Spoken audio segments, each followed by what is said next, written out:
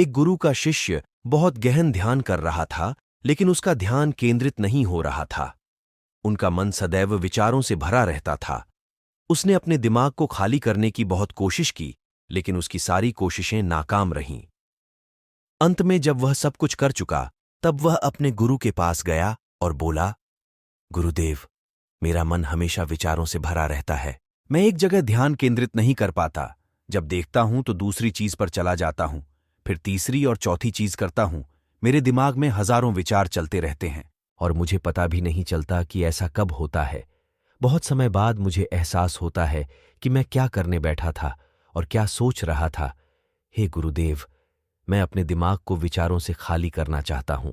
मैं चाहता हूं कि मेरे मन में एक भी विचार न रहे। जब चाहूं तभी विचार उठना चाहिए। गुरु ने कहा कि किसी भी समस्या का समाधान तभी होता है जब हम समस्या की जड़ तक पहुंचते हैं, समस्या को ठीक से समझते हैं और जानते हैं। क्या आपने उस मन को भी जाना है जिसे आप खाली करना चाहते हैं? शिष्य ने कहा, गुरुदेव, मैंने मन को जानने की बहुत कोशिश की है, लेकिन जितना इसके बारे में जानता हूं, यह उतना ही रहस्यमय होता जाता है। गुरु ने कहा, जाओ और छोटे छोटे पत्थरों से भरा एक घड़ा ले आओ। तब शिष्य छोटे छोटे पत्थरों से भरा एक घड़ा ले आया और गुरु के पास रख दिया। गुरु ने कहा, इस घड़े को अपना मन समझो और इस घड़े में पत्थर भरे हुए हैं। अब इस घड़े में और पत्थर डालो। शिष्य घड़े में पत्थर डालने लगा। घड़ा पहले से ही भरा हुआ था। 12वां पत्थर रखते ही बाकी सभी पत्थर नीचे गिरने लगे। तब गुरु ने कहा, रुको और ध्यान से देखो। अब घड़े में कोई पत्थर तो नहीं आ रहे हैं, बल्कि वह नीचे गिर रही है, क्योंकि यह भर गया है। इसमें जो भी आ सकता था वह आ गया। अब और पत्थर नहीं आएंगे। यदि आप दूसरा पत्थर लगाना चाहते हैं तो पहले पत्थरों को बाहर निकालना होगा। शिष्य ने तुरंत कहा, गुरुदेव, मैं समझ गया कि आप क्या कहना चाहते हैं, कि हमें अपने दिमाग को विचारों से खाली कर लेना चाहिए। गुरु मुस्कुराए और गुरु ने कहा, पहले पूरी बात समझो और फिर दिमाग को खाली करो। गुरु ने कहा कि हमारा मन इस घड़े के बिल्कुल विपरीत है। तुम घड़े को पत्थरों से तो भर सकते हो, लेकिन मन को विचारों से नहीं भर पाओगे। मन हमेशा खाली रहता है। शिष्य ने कहा, गुरुदेव, मुझे कुछ समझ नहीं आ रहा है। अगर दिमाग हमेशा खाली रहता है तो हम उसे खाली करने की कोशिश क्यों करते रहते हैं? इसकी क्या जरूरत है? गुरु ने कहा, इस घड़े से एक एक करके सारे पत्थर निकालो।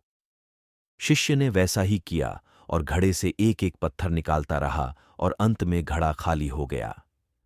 गुरु ने कहा, देखो, तुमने एक एक पत्थर निकाला, यह घड़ा खाली हो गया है।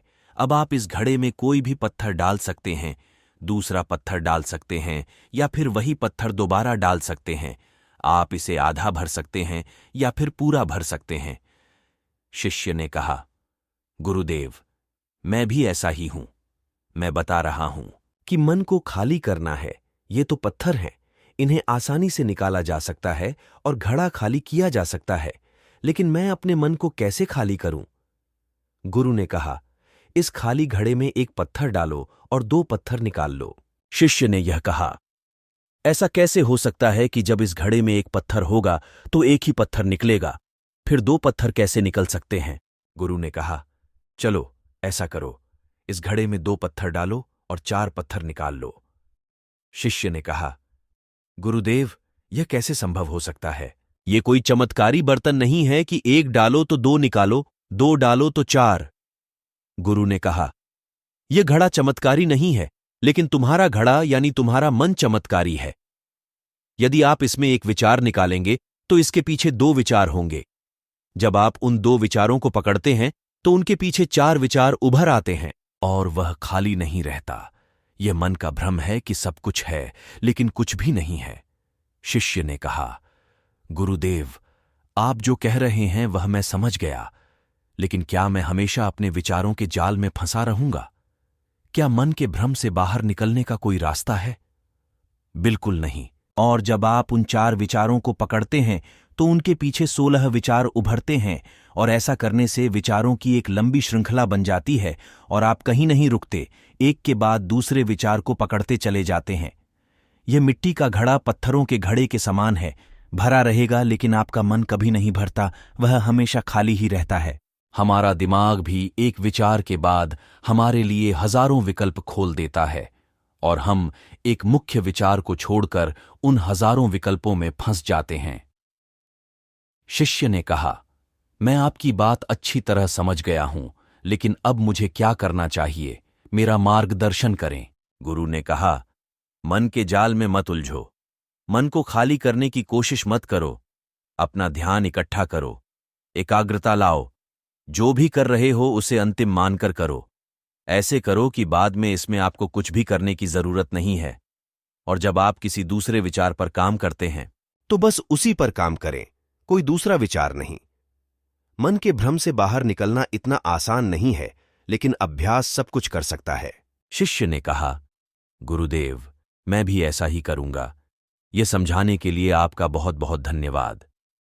हम सभी अपने दिमाग को खाली करने की कोशिश करते हैं, मन में उठते बैठते विचारों से परेशान रहते हैं। हम चाहते हैं कि ये विचार कहीं चले जाएं और हम शांत हो जाते हैं, लेकिन जितना हम इन विचारों से दूर भागते हैं, हम विचारों का उपयोग करते हैं कि वे हमें शांत करते हैं, और वे आपके उन्हीं विचारों से जुड़े होते हैं जिन्हें आप छोड़ना चाहते हैं।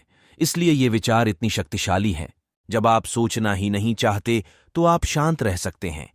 यह तभी संभव है जब आप शांत रहने की कोशिश करना बंद कर दें और अपनी समस्या को हल करने पर ध्यान दें।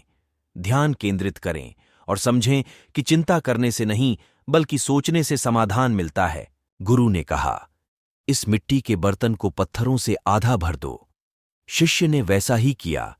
फिर गुरु ने कहा, अब इन पत्थरों में से एक पत्थर चुन लो और उस पत्थर की एक छोटी सी मूर्ति बनाकर मुझे दे दो। मैं जानता हूं कि तुम एक अच्छे कलाकार हो। जब शिष्य ने 11वां पत्थर निकाला और उस पत्थर को तराशना शुरू किया तो उसे एहसास हुआ कि यह पत्थर अच्छा नहीं है। तो उसने घड़े से दूसरा पत्थर निकाला। उसे वह पत्थर भी पसंद नहीं आया। फिर उसने तीसरा पत्थर निकाला, उसका रंग उसे पसंद नहीं आया। फिर उसने चौथा पत्थर निकाला, लेकिन उसे इस पत्थर में एक दोष निकला। इस प्रकार उसने लगभग सभी पत्थर बाहर फेंक दिए। उसे ऐसा करते देख गुरु ने कहा, वह पत्थर जो तुमने पहली बार निकाला था, यह समझकर उसी पत्थर की खोज करो कि तुम्हारे पास कोई दूसरा पत्थर नहीं है।